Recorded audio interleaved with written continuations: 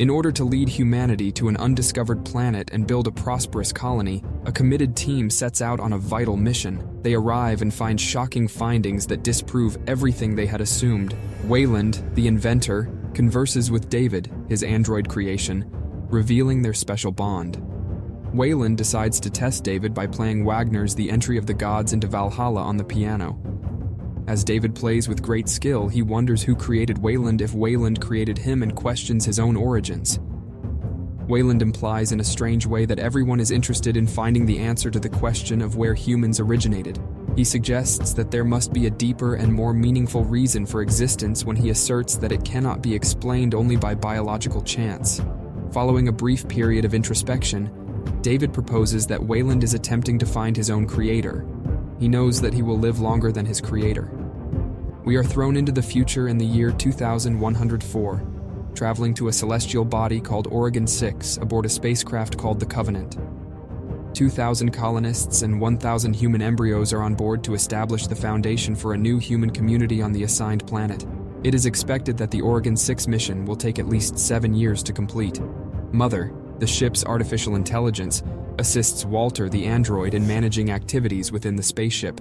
A sudden blast of neutrinos from a neighboring star awakens the ship's hibernating crew and seriously damages it. The ship goes into crisis status, requiring the crew to act right away. Captain Jacob, who is part of the hibernation system, finds himself trapped, unable to exit. The ship's power fluctuations cause the pod to malfunction, and Jacob's life is in danger. Jacob's wife, Daniels, desperately implores the rest of the crew to open the pod, but their efforts prove futile, and a fire ignites within, claiming Jacob's life. Subsequently, Jacob's charred remains are retrieved from the pod, while Daniels mourns his loss. The new captain of the ship, Oram, confides in his wife, Karine, expressing his uncertainty about his readiness to lead the crew. He acknowledges the skepticism surrounding his leadership due to his religious beliefs, which are often ridiculed in the scientific community. Karine provides him with encouragement and motivation to embrace his role as a leader. Oram proceeds to address the crew, which includes Tennessee and his wife Ferris, Rix and his wife Upworth, Lope, Rosenthal, and several others. Oram underscores the urgency of conducting repairs and restoring the ship to full operational capacity. However, Lope and Tennessee insist on holding a service to honor Jacob's memory.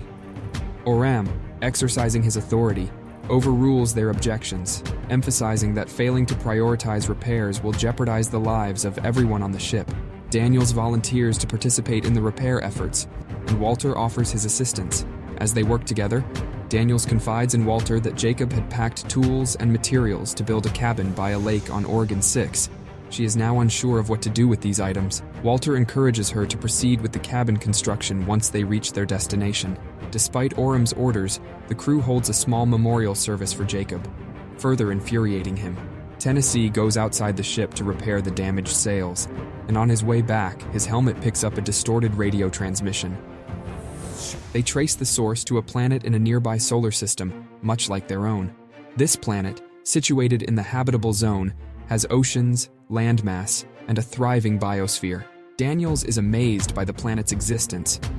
With this newly found planet only weeks away, while Oregon 6 requires a 7-year journey, Oram suggests exploring the new planet as a potential superior colonization option. The crew reaches a consensus on this, though Daniels remains uneasy, stressing their thorough research on Oregon 6. Oram stands by his authority and proceeds with the exploration plan. Upon reaching the planet, they prepare to send a lander to the surface, carrying Oram, Karine, Faris, Lope, Rosenthal, and other crew members. The lander faces challenges from strong ionospheric storms on the planet, but manages to land on a lake. Ionospheric interference disrupts communication between the ship and the ground crew, and the exploration team leaves Ferris behind to guard the ship. Oram is excited by the favorable conditions, while Daniels maintains caution. Oram teases her for her lack of faith. During their exploration, they discover cultivated wheat, raising questions about potential inhabitants. As they investigate the radio transmission source, they encounter a massive ship. A crew member named Tom unwittingly comes into contact with peculiar eggs, releasing tiny particles into his body. Walter and Daniels make a startling discovery.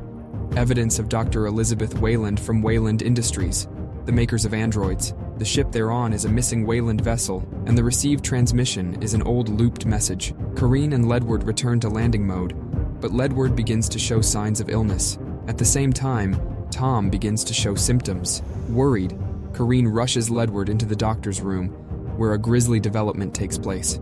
Ferris notices a strange hole forming behind Ledward. In a desperate effort to prevent the infection from spreading, Ferris locks Ledward and Kareen in the medical room. Kareen desperately pleads for the door to open, and in a frantic attempt to grasp a knife, a horrifying creature violently erupts from Ledward's back, ultimately leading to her tragic demise. Ferris quickly reappears, armed with a gun, but as she engages, the creature's blood causes her to lose her footing, resulting in a catastrophic collision with the fuel tanks of the lander, triggering a massive explosion. The creature manages to escape. A creature, born from Tom, emerges and swiftly escapes, shrouded in the cover of the encroaching night. Communication with the main ship remains severed, courtesy of disruptive ionospheric storms.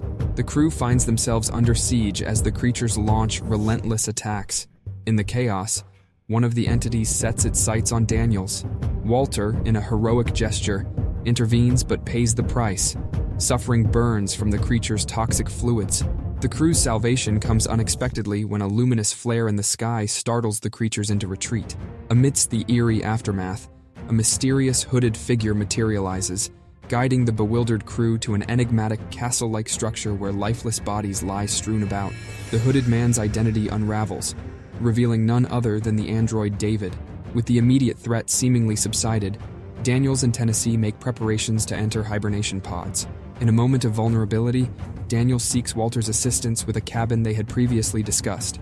However, the revelation dawns that the seemingly helpful Walter is, in fact, the deceptive David. As the hibernation gas envelops her, Daniels succumbs to unconsciousness. David seizes control of the ship, surreptitiously mingling his alien embryos with the human ones. Unbeknownst to the unsuspecting crew, the vessel continues its journey into the depths of space, with David orchestrating a clandestine takeover.